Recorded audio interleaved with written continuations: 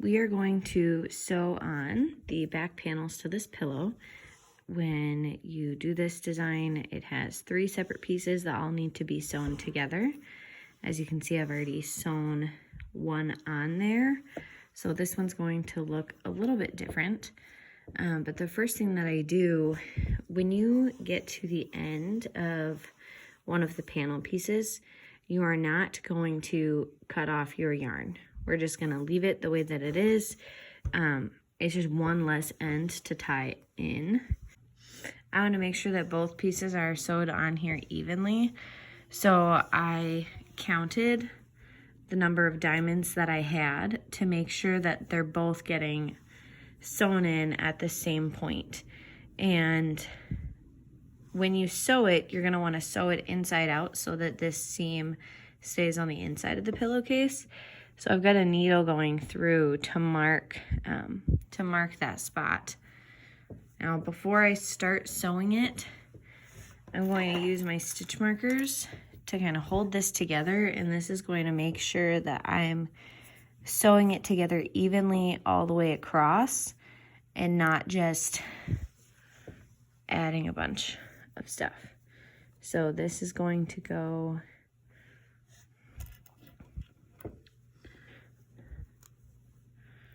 right over here. And now that I have this clip in, I can take the pin out.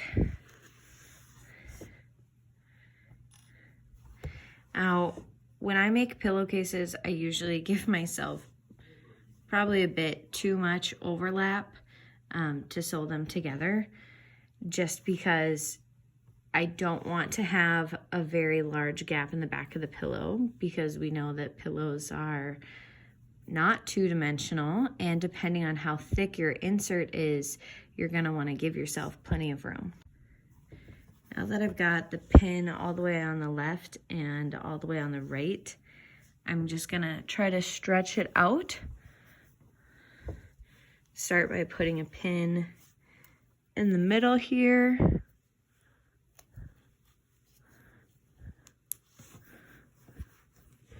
And then one in the middle of this section and the middle of this section.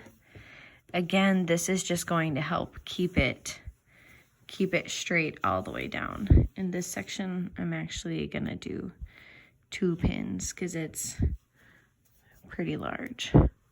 Now you can use as many or as few pins as you want. Just depends on how much of a perfectionist you are, I suppose.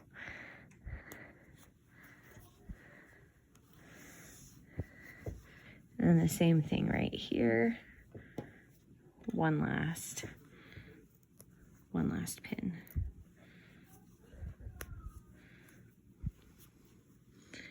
And you'll just take them out as you go. One thing to note, when you're putting on your first panel, all of the edges are going to look like this, and it's not very clearly defined where your hook is going to go in. So just trying to be mindful of placing your stitches evenly. When you're putting in your second panel, for the part that overlaps, I always go into the seam from the first panel.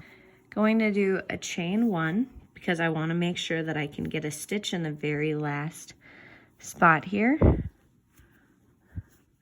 And then I'm just going to go into the seam from the first panel and yarn over, pull through, and just do a single crochet stitch on the seam. Now there's multiple ways to sew these panels together doing a single crochet join.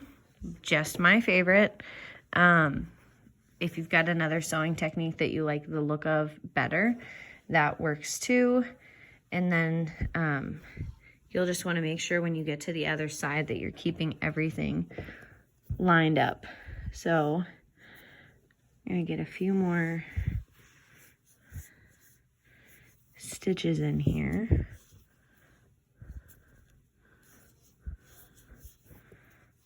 Now this is definitely a bulkier seam.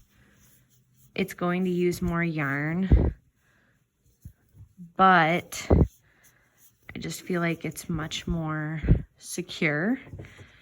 And then I also don't like, I don't know, some methods where I just have to cut off a length of yarn and hope that I estimated correctly. And this, you know, I didn't have to cut my yarn. I don't have an extra end to weave in.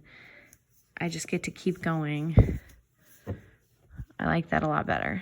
So now that I've reached the point where I'm not just going into single crochet stitches on this side, I'm just going to try my best to line it up with where the stitches are on the other panel to keep it as straight as possible.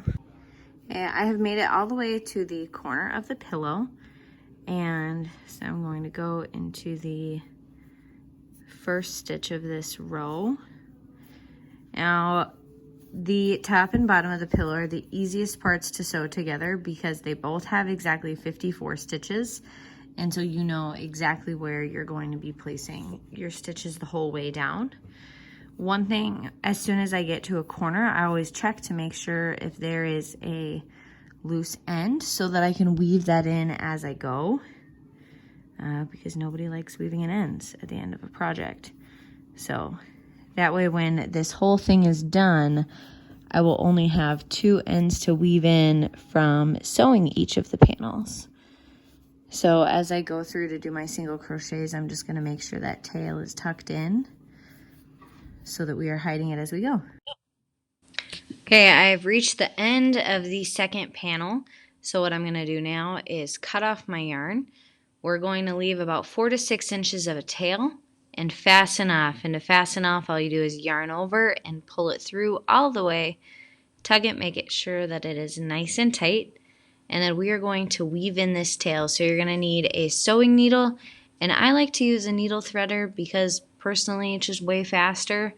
No shame in using tools that help you do what you're trying to do.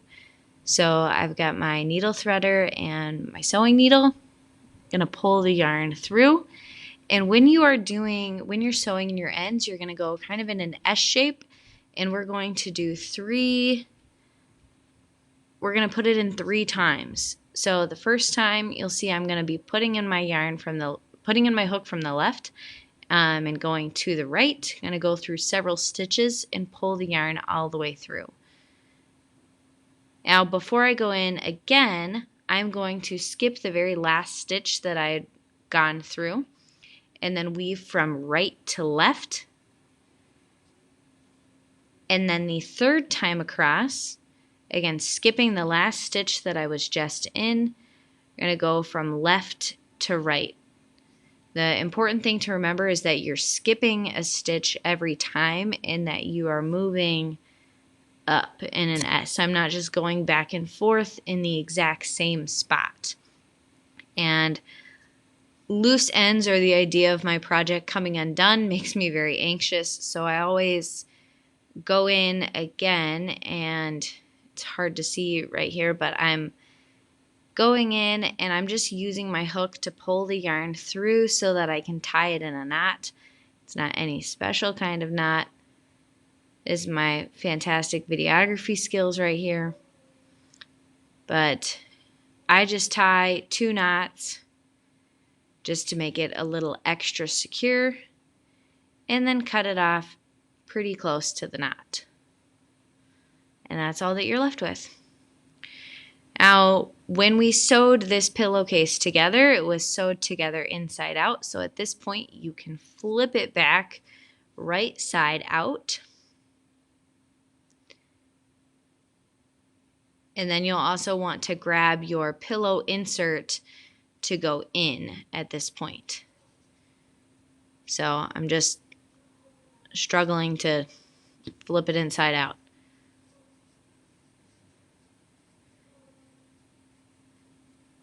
And then you're left with this beautiful, beautiful pillowcase.